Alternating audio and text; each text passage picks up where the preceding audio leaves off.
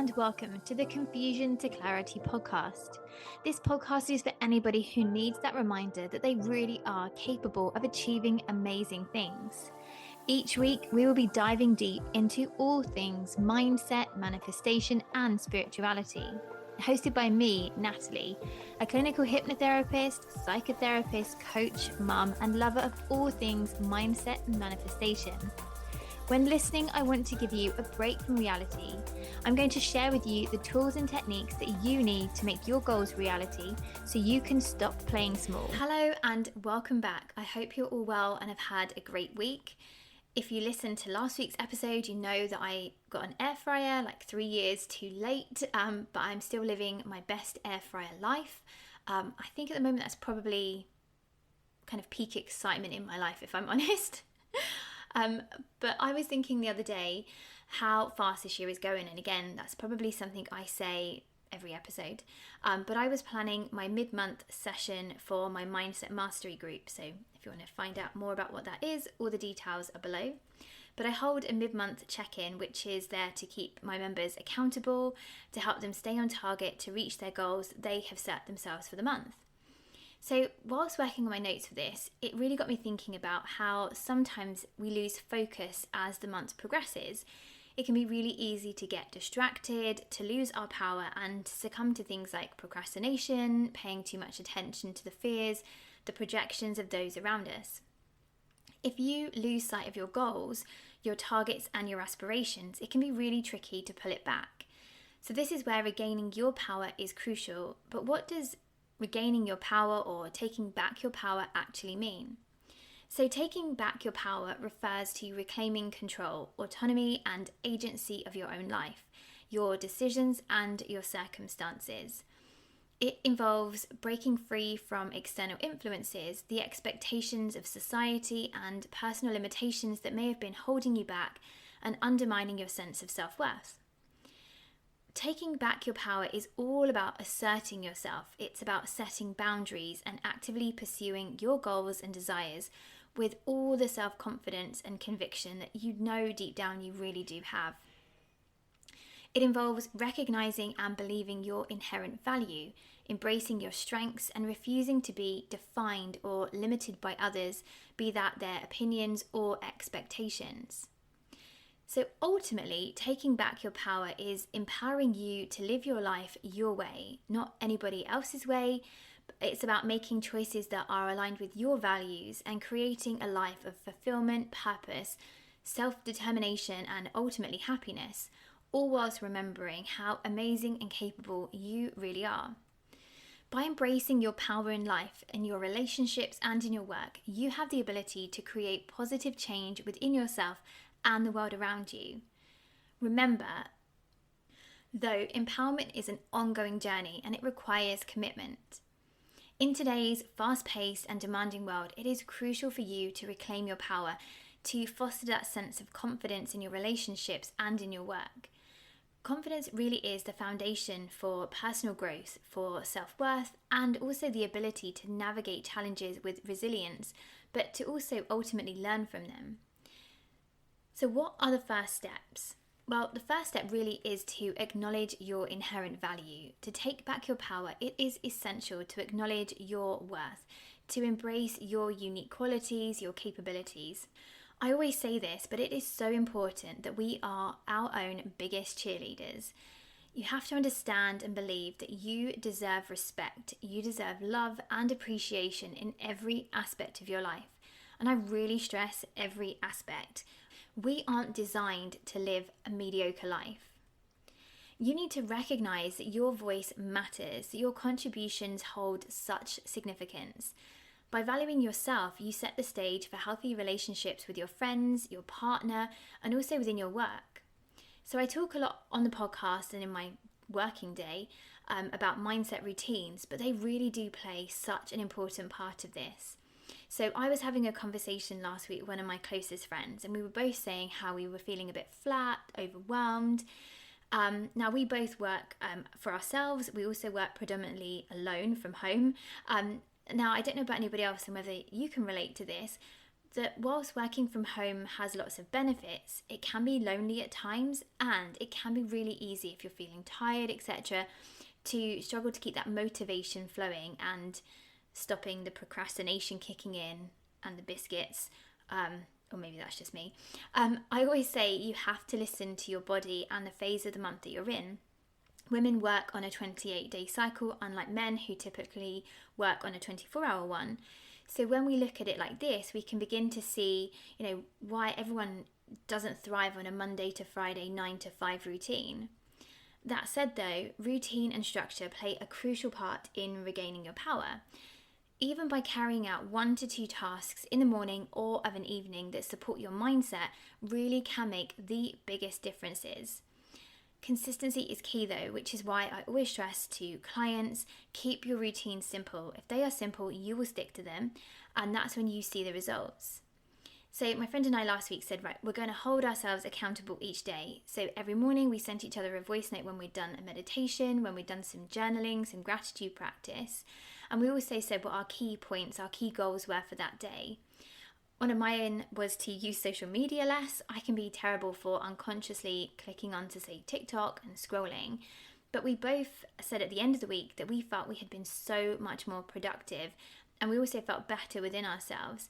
So if you work from home or on your own, I would really recommend working with a friend and, working as accountability partners together. Set boundaries and prioritize self-care.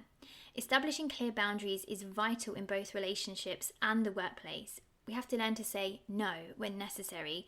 You need to learn to assert your needs and ensure your well-being remains a priority. By setting boundaries, you protect your energy and you establish a healthy balance in your life. Now, I go into depth all about boundaries and how to set them in episode 8 of the podcast, so I'll link the notes to that below. Remember that self-care is not selfish. It is a vital practice that allows you to show up as your best self in all areas of your life. When life is busy for most, one of the first things that tends to get dropped is self-care practices. And maybe you tell yourself, I'm just so busy, I don't have time. But that is the time to prioritize them. You can't pour from an empty jug. If you put your self-care on hold, you can really fast start to see it negatively impacting your mental health and really every aspect of your life.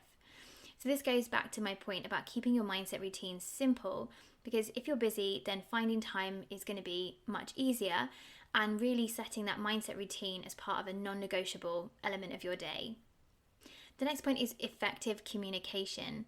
So work and life rely heavily on clear communication. When we have clear communication, we have a clear understanding, be that within ourselves or with others.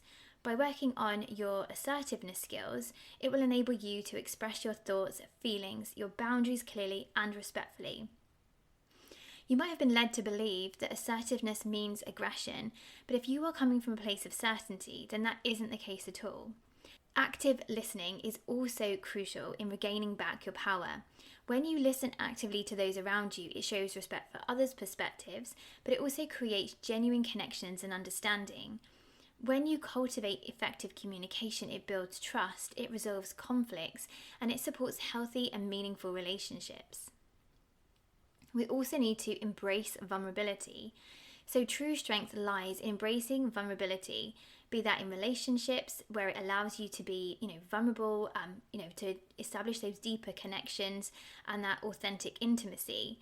But also in the workplace, vulnerability allows you to trust and have that openness with your colleagues.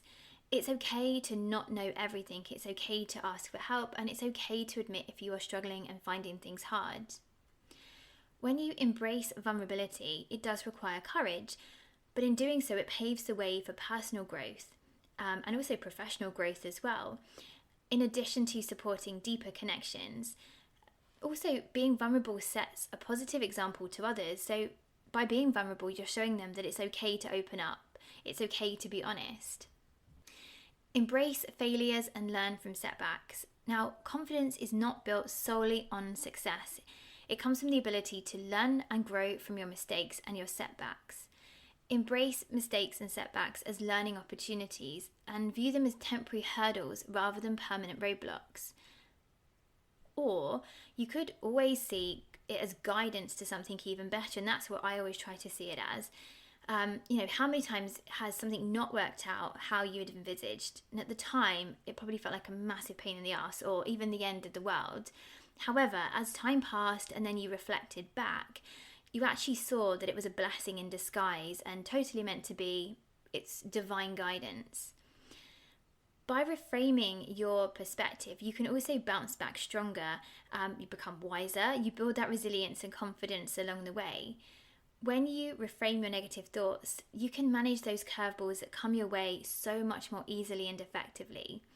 A large part of my work with clients is helping them to develop what I call a life toolkit. So these are techniques that they can utilize daily to keep them feeling good and or on the right path if things aren't going as they had originally planned. So this helps them to remain more optimistic and forward thinking. And just as a side note here, when we are thinking about how we want to be, we start to program our mind to take us in that direction. We then start to see synchronicities and opportunities making themselves known to us.